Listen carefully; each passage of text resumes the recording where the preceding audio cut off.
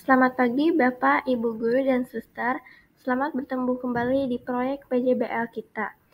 Saya mewakili rekan-rekan saya dari kelompok 6 akan membuka presentasi proyek 2 dengan judul Berani Mencoba, Berani Berubah. Sebelumnya, terlebih dahulu saya perkenalkan kelompok kami.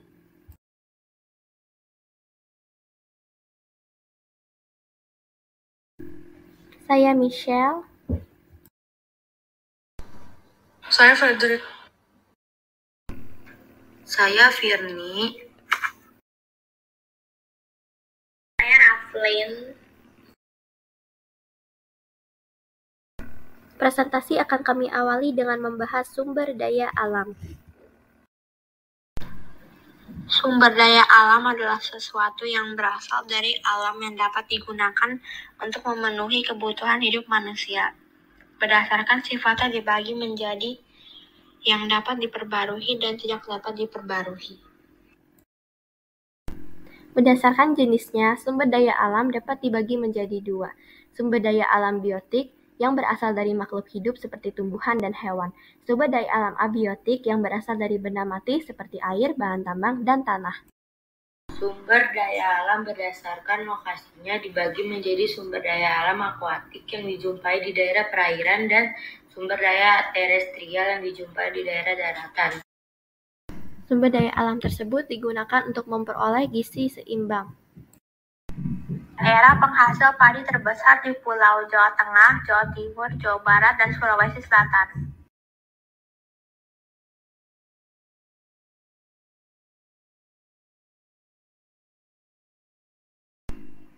Kentang. Komoditas kentang pada dasarnya dibudidayakan di daerah pegunungan karena memerlukan suhu iklim yang dingin. Pertanian kentang menyebar di wilayah Sumatera, dataran tinggi Kerinci di Pulau Jawa, di daerah Dieng, juga di Bogor dan di Bandung.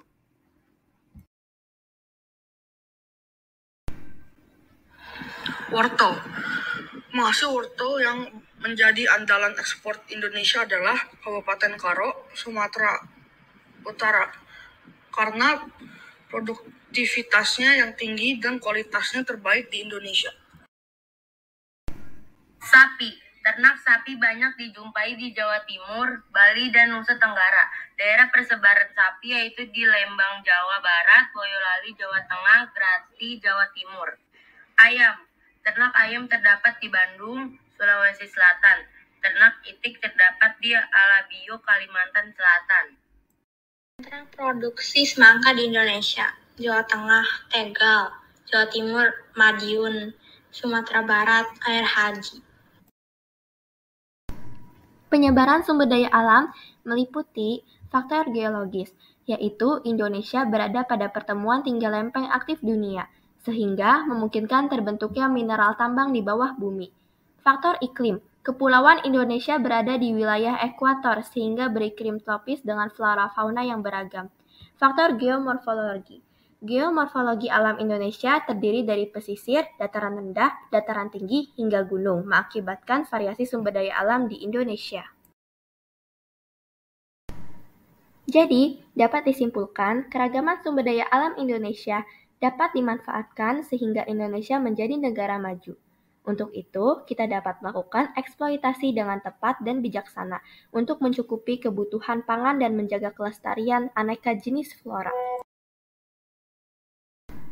Setelah kita membahas mengenai sumber daya alam yang ada di Indonesia, sekarang kami menjelaskan pentingnya sumber daya alam tersebut bagi kesehatan tubuh kita. Kalori merupakan satu unit pengukuran untuk menyatakan jumlah energi dalam makanan. Satuan kalori pada makanan tersebut adalah kilokalori. Kebutuhan energi bergantung pada jenis kelamin, usia, berat badan, tinggi badan, dan aktivitas. Berikut ada rumus-rumus yang kita gunakan untuk menghitung kebutuhan kalori setiap hari. Ada BMI, BMR, dan T. Berikut adalah angka kebutuhan kalori berdasarkan berat badan dan tinggi badan kami. Dari rumus-rumus tersebut, maka kita dapatkan angka-angka sebagai berikut.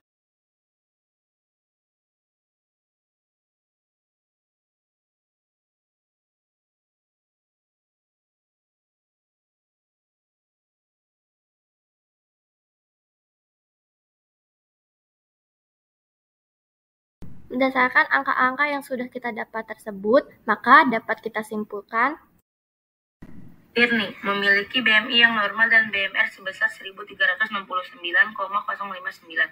Saran tetap menjaga berat badan dengan mengkonsumsi makanan setiap harinya sebesar hasil T 1882,45.612.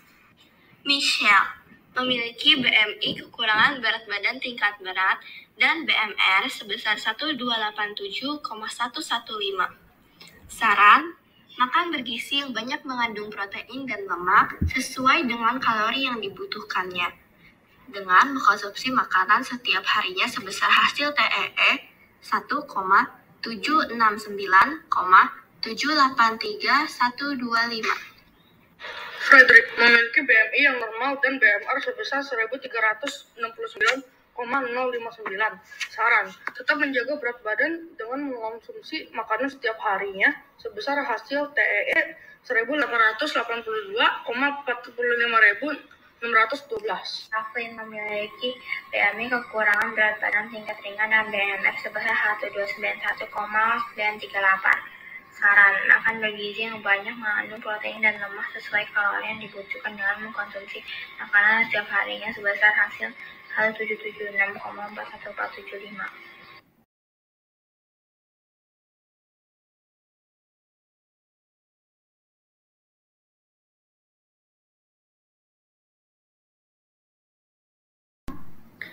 Untuk mencapai kebutuhan kalori seperti yang tadi kita bahas, maka kita perlu mengupayakan komposisi makanan bergizi.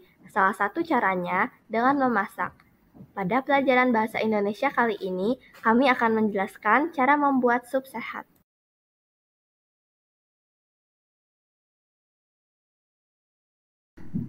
Alat: kompor, panci, wajan, mangkok, spatula, talenan, pisau, dan sendok.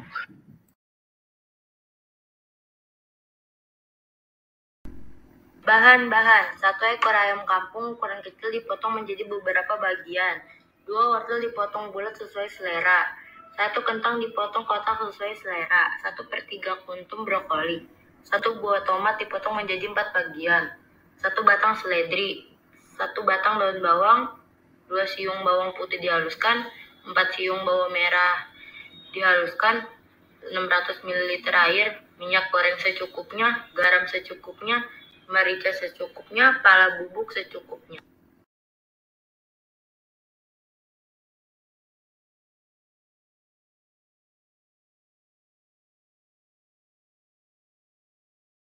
Langkah-langkah pembuatannya sebagai berikut. Halo, selamat siang Bapak Ibu Guru dan Suster. Perkenalkan, saya Michelle Salintana Mas dari kelas 7A, mewakili rekan-rekan saya dari kelompok 6. Kali ini saya akan menjelaskan prosedur membuat sup sehat. Bahan-bahannya adalah 2 buah wortel, 1 buah kentang, 1 buah tomat, brokoli diambil 1/3 kuntum saja, 1 ekor ayam kampung, 1 batang seledri, 1 batang daun bawang. Untuk bumbu-bumbunya adalah 4 siung bawang merah, 2 siung bawang putih, merica, garam, pala bubuk, bawang goreng, 600 ml air. Setelah semua bahan dicuci bersih dan dipotong, hasilnya seperti ini. Cara membuatnya: pertama, rebus 600 ml air di panci sampai mendidih. Kedua, masukkan ayam yang telah dipotong kecil dan biarkan mendidih hingga lemak yang mengapung dalam panci muncul. Kemudian, buang lemak yang mengapung dan biarkan kaldu ayamnya keluar. Ketiga, masukkan wortel dan kentang, masak hingga matang.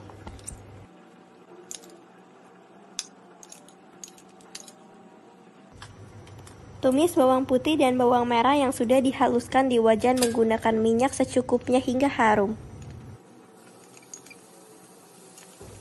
Setelah tumisan bawang berwarna kuning kecoklatan, angkat dan tuang ke dalam panci berisi ayam.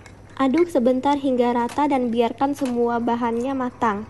Berikutnya taburkan garam, merica, dan pala bubuk secukupnya. Aduk hingga rata. Keempat, masukkan potongan seledri, daun bawang, dan tomat.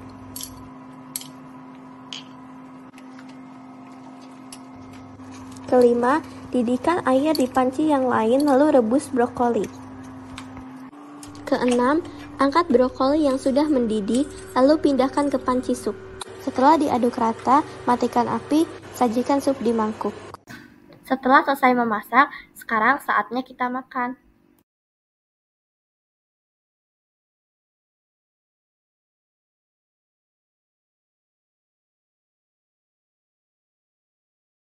Setelah selesai memasak, sekarang saatnya untuk makan. Untuk mencapai gizi seimbang, kita membutuhkan karbohidrat, protein, lemak, vitamin, dan mineral. Sebelum melanjutkan, kita berdoa terlebih dahulu.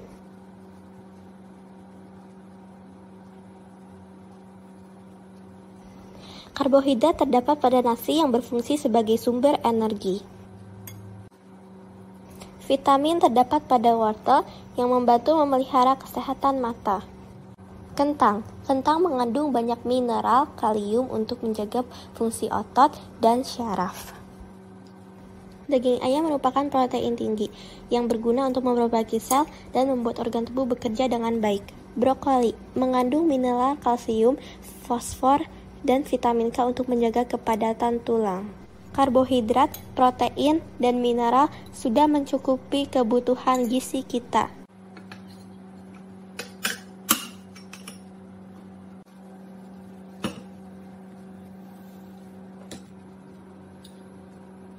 Sekarang kita harus menjaga organ pencernaan kita dengan mengkonsumsi buah.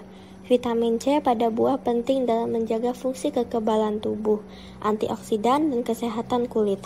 Misalnya semangka, kiwi, dan jeruk.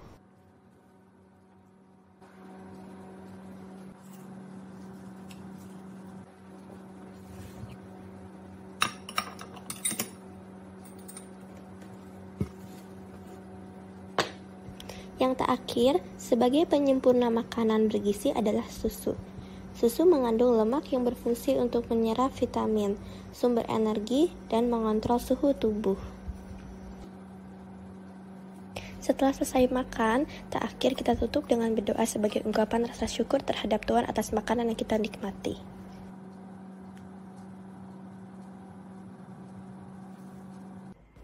Jangan lupa, kebutuhan air putih setiap hari harus terpenuhi. Untuk anak seusia kita dibutuhkan kira-kira 1.800 ml per hari.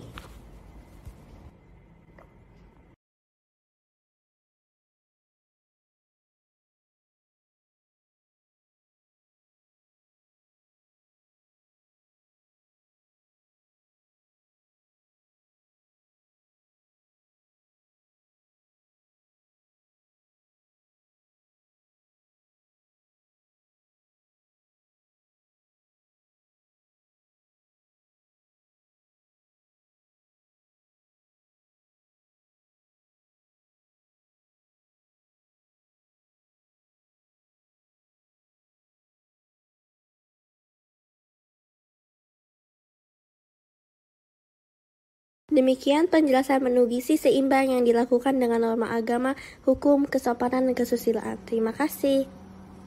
Selamat pagi Bapak, Ibu Guru, dan teman-teman semua. Nama saya Frederick. Saya akan mempresentasikan tentang makanan dan isi kandungannya. Pertama, saya ada kuah yang berisi seledri, brokoli, ayam, dan wortel. Kedua, saya mempunyai susu dan apel.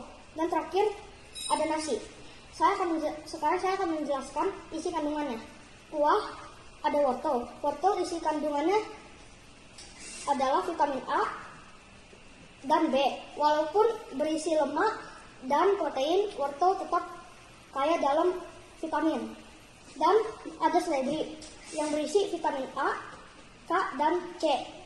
Kedua dan ketiga adalah brokoli. Brokoli berisi vitamin A, C, dan E, dan zat besi. Dan terakhir adalah ayam. Ayam mengandung vitamin A dan adalah protein. Apel mengandung vitamin A. Dan nasi adalah karbohidrat yang mengandung vitamin A juga. Terakhir adalah susu. Susu mengandung protein, lemak, dan nutrium klorida. Sekarang saya akan makan.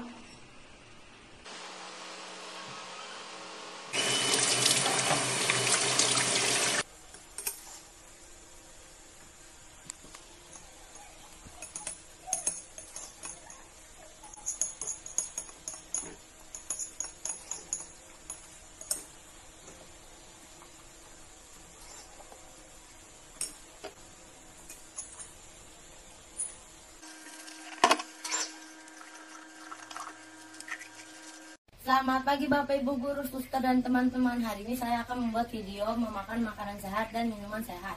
Makanan yang akan saya makan adalah sup, nasi, buah pisang, dan minumannya ada susu. Sebelum memakan makanan dan minuman, saya akan berdoa terlebih dahulu. Sesudah berdoa, saya akan mencuci tangan. Setelah mencuci tangan, saya akan memulai makan. Manfaat wortel adalah untuk menyehatkan mata, mengurangi resiko kanker, mengurangi resiko obesitas. Manfaat kentang yang pertama menyehatkan jantung, kedua meningkatkan fungsi saraf dan otak, yang ketiga menurunkan tekanan darah. Sesudah memakan sup dan nasi, saya akan memakan pisang. Manfaat pisang adalah menyehatkan tulang, mencegah anemia, dan menurunkan berat badan. Sesudah memakan pisang, saya akan meminum susu. Manfaat susu adalah memperkuat gigi, menjaga berat badan, dan lebih memperkuat tulang. Sesudah makan dan minum, saya akan mencuci piring. Sesudah mencuci piring, demikian video dari saya. Mohon maaf jika ada banyak kesalahan dan terima kasih.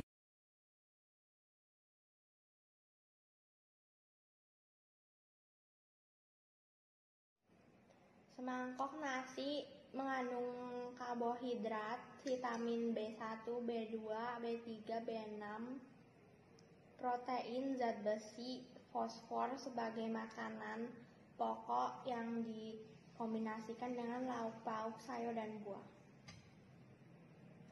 Lauk ayam ada ayam kampung, wortel, kentang, brokoli, daun bawang, bombay, garam. Khasiat mengembangkan cairan tubuh dengan kandungan gizi dan nutrisi yang tinggi, memperlancar pencernaan. Buah semangka merah, manfaat semangka mengurangi nyeri sendi dan otot, menjaga kesehatan jantung, memenuhi kebutuhan cairan tubuh karena semangka mengandung vitamin C, kalium, beta-karotin, karotin. Susu sapi murni mengandung kalium, B12, kalsium, vitamin D, A, magnesium, seng, tiamin. Susu sumber protein yang tinggi untuk tulang, kesehatan jantung.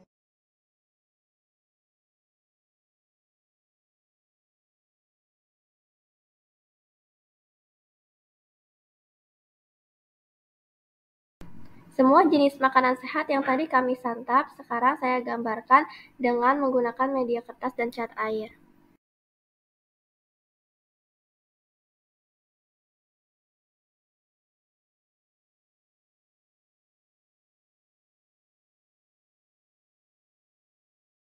Gambar-gambar tersebut jika kami kelompokkan dalam bentuk himpunan, maka didapat seperti ini.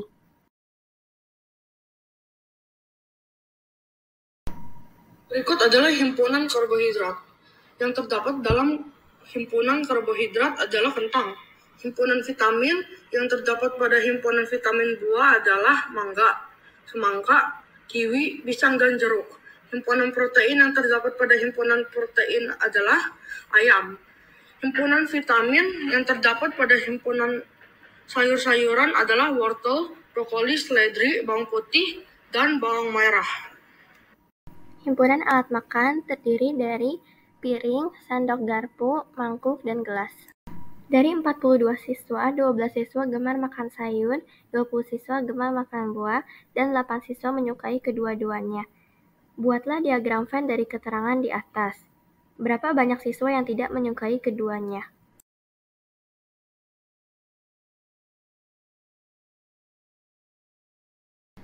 Sebelum kita gambar, kita harus tulis diketahui. 42 total murid, 12 hanya suka sayur, 20 hanya suka buah, 8 suka keduanya. Karena ada 8 yang suka keduanya, kita gambar diagram Venn-nya. Lingkarannya harus saling beririsan. Karena ada 8 yang suka keduanya, maka angka 8 kita taruh di tengah. Kita taruh 12 sayur, 20 di buah. Karena ada 8 yang suka keduanya, maka masing-masing harus dikurangi 8. Jadi, yang suka makan sayur, 12 dikurang 8 sama dengan 4. Yang suka makan buah, 20 dikurang 8 sama dengan 12. Untuk menjawab soal B, berapa yang tidak suka keduanya? Total 42 orang dikurangi 12 yang suka buah, 8 yang suka keduanya, 4 yang suka sayur. Maka sisanya 18 yang tidak suka keduanya.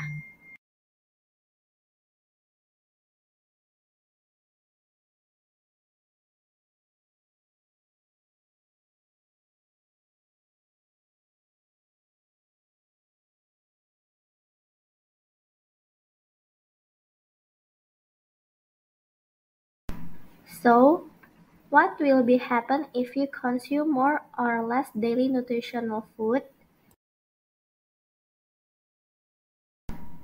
When we are consuming fewer nutrition than your body needs, we can feel tired and easily get sick. It can illness last longer than they should. So what we eat, it will affect our growth. Men need to eat more than women. Example, children who eat breakfast do better at school. We can choose food with carbohydrates for energy, such as rice or potatoes, because they are more safe than bread or noodles. If we have a problem with gastric pain, Fruit drinks are very juicy. It makes our body get better immunity than soft drink. For suggestion, oatmeal cookies is the best choice healthful snack, packed with fiber, calcium, and iron. We will look nicer and be healthier without junk food. Selama pengerjaan proyek kedua ini, kami menemukan dua nilai dominan. Kompetens, berusaha dengan positif dan optimis, berani mencoba hal baru, daya juang menghadapi tantangan yang lebih sulit. Memasak merupakan hal baru bagi kami, karena hal tersebut biasanya dikerjakan oleh orang tua. Tetapi setelah berusaha dan mencoba, ternyata menjadi hal yang menarik dan menyenangkan. Tantangan ini menjadikan pengalaman baru bagi kami. Celebration, merasakan kebahagiaan saat menikmati hidangan. Bersyukur dengan rendah hati atas hidup dan alam yang diberikan Tuhan. Kami menikmati makanan yang tersedia dengan rasa syukur dan senang.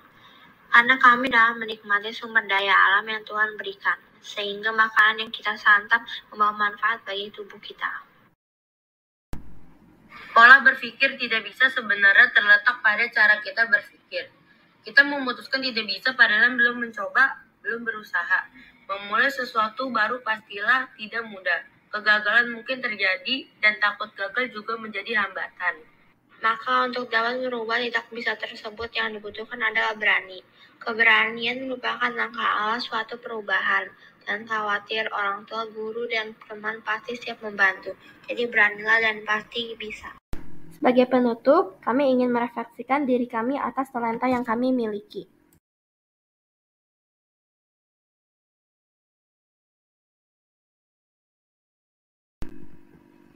jika ada kendala yang dihadapi dalam mengembangkan talentaku, saya sering mendapat kendala saat mengembangkan talenta saya seperti harus dilatih setiap hari, karena jika tidak, suara kita tidak bakal bersuara merdu.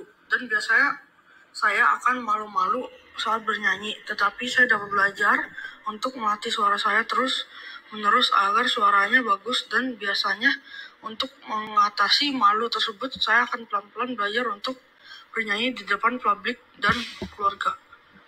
Yang mendukung talentaku adalah ayah, ibu, dan adik. Pendapat saya tentang talenta saya adalah saya sangat menyukai bernyanyi sejak umur 9 karena sering mendengar lagu-lagu di radio Saya dapat menghafalnya dengan cara mengingat nada lagunya, dan saya mulai meningkatkan kemampuan bernyanyi saya sejak memenangkan lomba menyanyi antar sekolah dan mendapat juara. Pengertian talenta adalah sesuatu yang dimiliki, dibangun, dan dibina melalui program pelatihan dan pengembangan. Talenta yang saya miliki adalah menari modern, yaitu dance, karena menari hal yang saya gemari sejak kecil. Orang tua, keluarga, dan teman-teman saya juga mendukung talenta yang saya punya. Dalam mengembangkan talenta ada banyak sekali kendala yang saya alami, seperti rasa bosan terhadap talenta yang saya punya, kalah dalam perlombaan, dan lebih mudah putus asa. Awalnya saya sangat mudah putus asa dan kecewa karena ada banyak sekali kendala. Tetapi saya selalu percaya Allah dan saya mencoba untuk lebih mengembangkan talenta yang saya punya agar lebih berkembang lagi. Saya sangat bersyukur sekali bisa memiliki talenta yang saya punya, karena kita harus tetap bersyukur dengan apa yang Allah kasih ke diri kita. Tuhan menciptakan manusia dengan sempurna karena dilengkapi dengan talenta. Jika ada kendala yang dihadapi dalam mengembangkan talentaku, dengan terus belajar dan banyak melihat lewat Tilas atau YouTube, maka tidak ada kendala untuk mengembangkan talenta saya. Orang tua saya selalu mendukung dan menyemangati saya dalam mengembangkan talenta saya.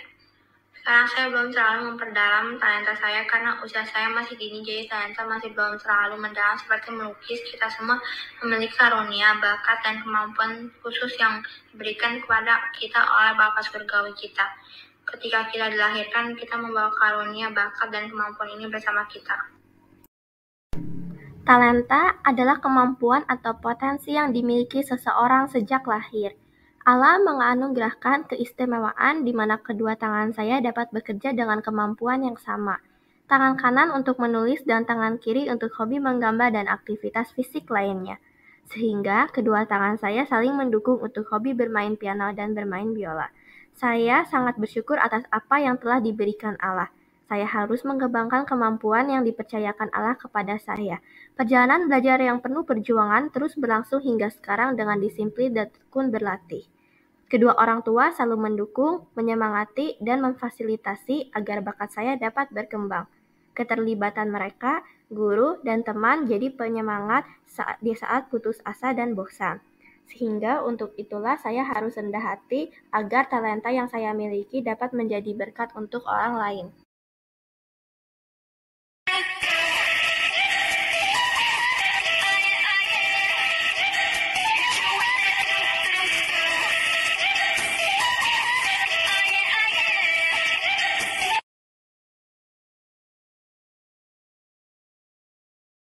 Yang paling berharga adalah keluarga.